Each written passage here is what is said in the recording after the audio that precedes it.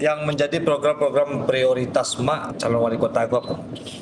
Yang kan Mak prioritaskan dalam waktu yang dekat. Ya, jadi kita lihat yang pertama tetap faktor ekonomi ya, ekonomi masyarakat melalui perdagangan dan jasa. Tapi kita tidak bisa melepaskan ada di situ program tentang agama.